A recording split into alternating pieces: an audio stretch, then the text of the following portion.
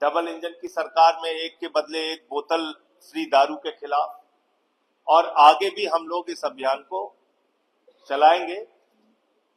दूसरा,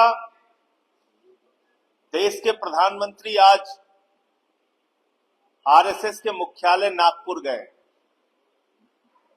100 साल पूरे हो गए आरएसएस के, और जब आरएसएस के 100 साल पूरे हुए हैं, ऐसे में कुछ सवाल तो आरएसएस के लोगों से बनते हैं, कुछ सवाल तो भारतीय जनता पार्टी से बनते हैं,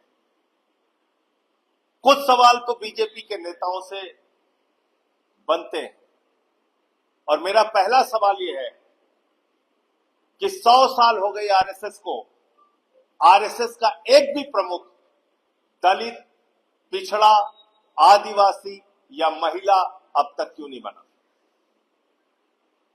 एक भी प्रमुख आरएसएस का दलित, पिछड़ा, आदिवासी या महिला क्यों नहीं बना अब तक? इसका जवाब आरएसएस को देना चाहिए।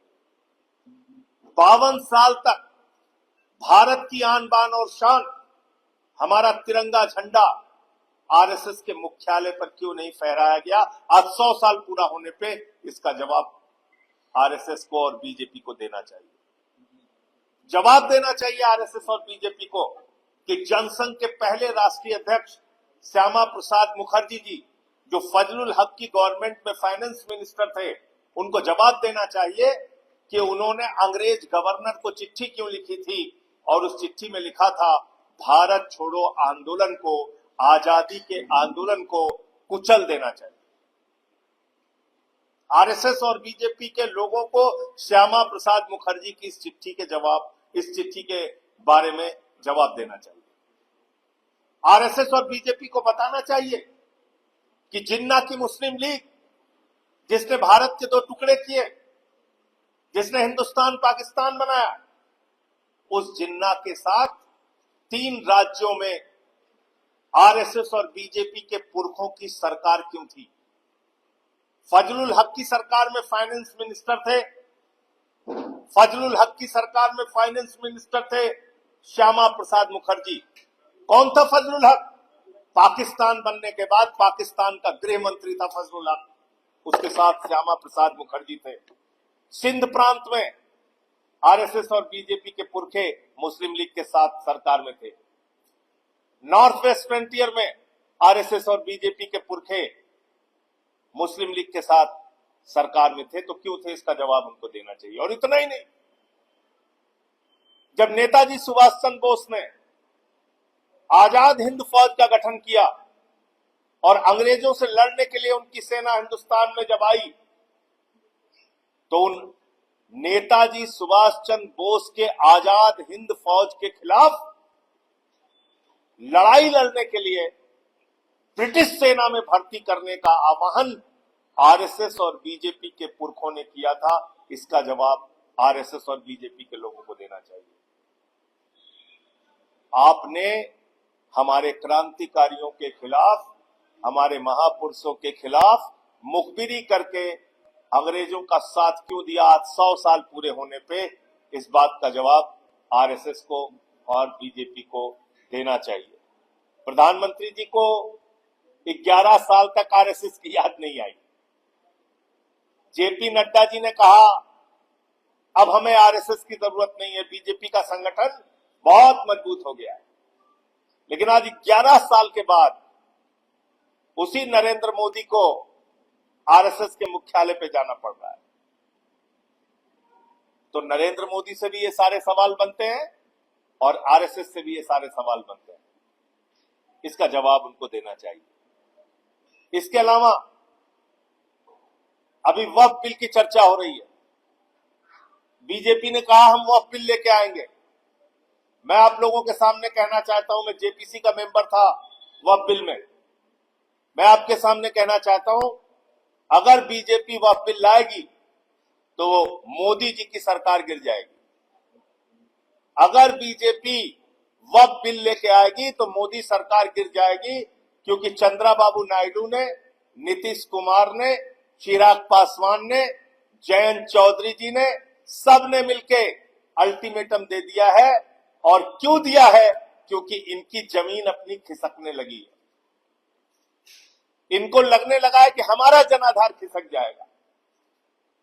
वो चाहे नायडू जी हो, चाहे नीतीश जी हो, चाहे चिराग जी हो, चाहे जयंत जी हो, इनको सबको लगने लगा है कि हमारा तो मामला गड़बड़ हो जाएगा। इसलिए ये वक्फ बिल अगर मोदी सरकार लेके आई तो मोदी की सरकार गिर जाएगी, उनसे ये सारे लोग समर्थन वापस लेंगे, ये मैं कहना चाहता हूं। और वक्फ बिल के जो प्रावधान हैं उसकी मोटी मोटी बात आपके सामने रखना चाहता हूं। बार बार सच्चर कमेटी का जिक्र होता है। कहा जाता है कि सच्चर कमेटी की रिपोर्ट में लिखा है कि अगर वक्फ की संपत्तियों का सही सदुपयोग हो तो 12,000 करोड़ की आमदनी हो सकती है। तो मैंने कहा इसमें ज्यादा मेहनत करने की जरूरत नहीं, एक नीरव मोदी को पकड़ के लाओ, 20,000 करोड़ वसूलो उससे, 12,000 करोड़ वक्फ को दे दो, 8,000 करोड़ रुपए अपने पास रखो। और आमदनी कैसे हो सकती है? वक्फ की जमीनों में मस्जिदें हैं, तो क्या ईसा की नमाज के लिए, जोहर की नमाज के लिए, मगरिब की नमाज के लिए टिकट लगाया जाएगा मस्जिदों में? वक्फ की जमीनों में कब्र है, तो कब्र में दफनाने के लिए क्या वहां टिकट लगाया जाएगा? इमाम बाड़े हैं, क्या वहां टिकट लगाए जाएंगे? कैसे आमदनी है, मुझे नहीं समझ में आ रहा है। दूसरी बात, जिस सच्चर कमेटी की रिपोर्ट का आप हवाला दे रहे हैं, उसी सच्चर कमेटी की रिपोर्ट में लिखा हुआ है कि लगभग 356 संपत्तियां इस देश के अंदर ऐसी हैं जहां पे सरकार ने कब्जा कर रखा है और उसको खाली कराई जानी चाहिए। तो हाफ ट्रूथ यानी कि अर्ध सत्य नहीं बोलना चाहिए, सुविधाजनक सत्य नहीं बोलना चाहिए, पूरा सच बोलना चाहिए। मैं जेपीसी में था, मैंने वो रिपोर्ट देखी है। फिर क्या लिखा हुआ है? खुद minority affairs ministry, inverted comma में बोल रहा हूं, माइनॉरिटी अफेयर्स मिनिस्ट्री ने हमारी कमेटी के सामने आके स्वीकार किया था कि सुप्रीम कोर्ट में मोदी जी की सरकार ने शपथ पत्र दिया है कि पूरे देश में जितनी भी वक्फ की संपत्तियां हैं उसमें से 99% संपत्तियां रजिस्टर्ड हैं, पंजीकृत हैं और ऑनलाइन है। यह खुद स्वीकार किया आपने। कहां स्वीकार किया? 2022 में सुप्रीम कोर्ट में। क्या लिखा है उसमें मोदी जी की सरकार? कि हम इससे सहमत नहीं है। बावजूद इसके उन्होंने बहुमत के आधार पे उस जेपीसी से एक रिपोर्ट पास कर दिया। उस रिपोर्ट के अंदर हमारा क्या मतभेद है, हमारा क्या विरोध है, वो भी दर्ज है, और वो उन लोगों ने उस बिल के पक्ष में क्या क्या बोला है वो भी दर्ज है। तो जब पार्लियामेंट में अगर ये लोग लेके आते हैं, जो कि मुझे नहीं लगता कि ला पाएंगे क्योंकि उनके अंदर से विरोध शुरू हो गया है और ये सरकार गिरने का एक बड़ा संकेत हो सकता है, तो मुझे लगता है कि जब ये बिल संसद के अंदर आएगा तो इन सारे बिंदुओं पे और विषयों पे चर्चा होगी। जो बातें मैंने आपको बताई, सरकार तो खुद मानती है 99% उन्होंने जमीनें ऑनलाइन किया, पंजीकृत किया, सारे कागजात उनके पास है, और सुप्रीम कोर्ट में बोला है। मैं जेपीसी का मेंबर था, मैं आपको जानकारी दे रहा हूं। तो फिर आप क्यों ड्रामा कर रहे हैं? जब आप खुद लिख के दे चुके हो कि 99% जमीन के सारे कागजात सही हैं और वो सब पंजीकृत है और ऑनलाइन है, तो फिर आप ये ड्रामा क्यों कर रहे हैं? क्या रेगुलेट करेंगे आप फिर?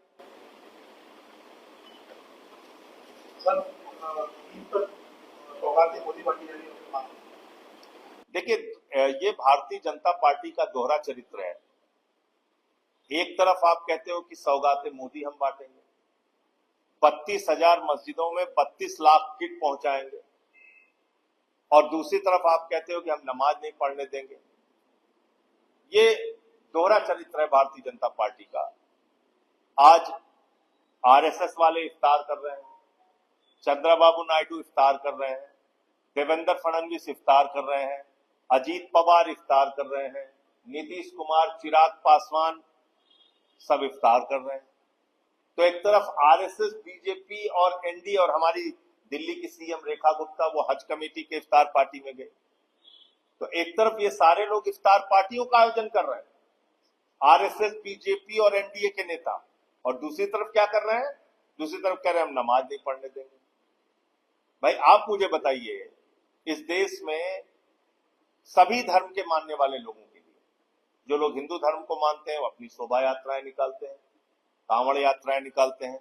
जो लोग सिख धर्म को मानते हैं वो प्रकाश पर्व पे अपना जुलूस निकालते हैं। उसके लिए प्रशासन ने अपनी सुरक्षा और सहमति अनुमति देता है। तो अब अनावश्यक क्यों हर त्योहार के पहले विवाद खड़ा करेंगे? उत्तर प्रदेश की तो हालत ये हो गई है, होली है तो विवाद, दिवाली है तो विवाद, रामनवमी है तो विवाद, कांवड़ है तो विवाद, ईद है तो विवाद। आपने इसको विवादों का प्रदेश बना दिया है। कोई काम नहीं आपके पास, दिन रात ड्रामा। हम लोग दिन रात खाली इसी चीज में उलझे रहे हैं। ना रोजगार पे बात होती है, ना किसानी पे बात होती है, ना महंगाई पे बात होती है, ना किसी चीज पे बात होती है, खाली यही फालतू की बातें। इन्हीं चीजों में आपने प्रदेश को उलझा कर रखा है। तो इसलिए मैं ऐसा मानता हूं कि ये सिर्फ एक राजनीतिक स्टंटबाजी के अलावा कुछ नहीं। आप एक तरफ सौगातें मोदी बांट रहे हैं, दूसरी तरफ आप कहते हैं हम ये नहीं करने देंगे, वो नहीं करने देंगे, नमाज नहीं पढ़ने देंगे। तो ये ठीक नहीं है। मुझे लगता है एक स्पष्ट राय आप रखिए। देखिए, इस देश को आगे बढ़ाना है तो 144 करोड़ लोगों को आप साथ लेके बढ़ा सकते हैं। शरीर के एक हिस्से को आप सड़ा के निकाल देना चाहते हैं और चाहते हैं शरीर आप बड़ा स्वस्थ होकर काम करें। ये कैसे हो सकता है? यहाँ अलग अलग भाषा के लोग रहते हैं, अलग अलग जाति के लोग रहते हैं, अलग अलग धर्म के लोग रहते हैं, जिनकी संख्या 144 करोड़ लोग है। उसे भारत बनता है, उसे देश बनता है। आप चाहते हो हम एक हिस्से को तोड़ तोड़ के कमजोर कर देंगे और पूरा हमारा मजबूत रहे? ऐसा नहीं हो सकता। इसलिए देश के लिए जरूरी है कि हम सभी लोगों को एक साथ लेकर आगे। देखिए, इतिहास को जिन संदर्भों में खोद रहे हैं वो गलत है। भाई, आप अंग्रेजों की क्रूरता के बारे में पढ़ाना चाहते हैं, पढ़ाइए, बिल्कुल पढ़ाइए। पढ़ाइए कि उसने अपने भाई का सिर काटा, पढ़ाइए कि उसने अपने बाप को जेल में रखा। सारा इतिहास पढ़ाइए, हम कहाँ मना कर रहे हैं। लेकिन आप ये भी पढ़ाइए कि अंग्रेजों ने जलियांवाला बाग कांड में हिंदुस्तानियों के ऊपर गोली चला के उनकी लाशें बिछा थी। ये भी पढ़ाइए कि शहीद आजम भगत सिंह को फांसी पे चढ़ाया, शहीद सुखदेव, शहीद राजगुरु, शहीद अशफाकुल्लाह, शहीद रोशन सिंह, शहीद राजेंद्र लहड़ी, शहीद खुदीराम बोस, प्रफुल्ल चाकी, कितने नाम गिनाऊं। तो अंग्रेजों की क्रूरता पे आप क्यों नहीं पढ़ाना चाहते हैं? क्योंकि आपके पुरखों ने अंग्रेजों की दलाली की है, क्योंकि बीजेपी के पुरखों ने अंग्रेजों की गुलामी की है, उनसे माफी मांगा है। उनकी क्रूरता के बारे में आप नहीं पढ़ाएंगे कि आप कहते हैं कि उनकी सेना में भर्ती हो जाओ, उसको आप नहीं पढ़ाना चाहते। ये कैसा दोहरा चरित्र है आपका? आप मुगलों की क्रूरता के बारे में भी पढ़ाइए और अंग्रेजों की क्रूरता के बारे में भी पढ़ाइए, और अंग्रेजों का जिन लोगों ने साथ दिया उसके बारे में भी पढ़ाइए। पढ़ाइए ना, हम काम मना कर रहे हैं। छत्रपति शिवाजी महाराज के खिलाफ तलवार उठाने वाले लोग कौन थे? पढ़ाइए उसके बारे में। सूरवीर महाराणा प्रताप जी के खिलाफ अकबर की सेना में उनका सेनापति बनके तलवार उठाने वाले लोग कौन थे? पढ़ाइए इतिहास। मैं तो कह रहा हूं कि दुनिया अंतरिक्ष में जा रही है, कबर खोदने में लगे हुए हैं। अरे भाई, क्या क्या आप 15 अगस्त 1947 को ये देश आजाद हो गया। उसके बाद इस देश की सारी संपत्तियां हमारी है, जो सरकारें हैं उनकी है, 144 करोड़ लोगों की है। ये भाजपा ये मान ही नहीं रहे कि हमारी संपत्ति है ये। तो क्या क्या तोड़ोगे आप? जीटी रोड तोड़ डालो, शेरशाह सूरी ने बनाया। ताजमहल तोड़ डालो, शाहजहां ने बनवाया। लाल किला तोड़ डालो, शाहजहां ने बनवाया। ये हमारा जो लखनऊ का जो चारबाग का स्टेशन है, इसको तोड़ डालो, रेल की पटरियां उखाड़ डालो, ये सब अंग्रेजों ने बनवाया। संसद भवन तोड़ डालो, वो भी अंग्रेजों ने बनाया। राष्ट्रपति भवन तोड़ डालो, वो भी अंग्रेजों ने बनाया। यही काम रह गया हम लोगों को। अब लेके फावड़ा लेके सारी सड़क कोट डालें, सब दीवार तोड़ डालें। क्या करना चाहते हैं हम, ये हमें सोचना पड़ेगा। सोशल मीडिया के थ्रू भी कुछ छावा मूवी के आने के बाद से ये ऐसी नफरती फिल्मों को जानबूझ के प्रमोट करते हैं आपका दिमाग दूषित करने के लिए। ये ऐसी नफरती फिल्मों को व्हाट्सएप के जरिए लोगों के दिमाग में भरते हैं नफरत पैदा करने के लिए। वो इस मुल्क के लिए अच्छा नहीं है, वो इस देश के लिए अच्छा नहीं है। पिक्चरें दिखा के आप क्या साबित करना चाहते हैं?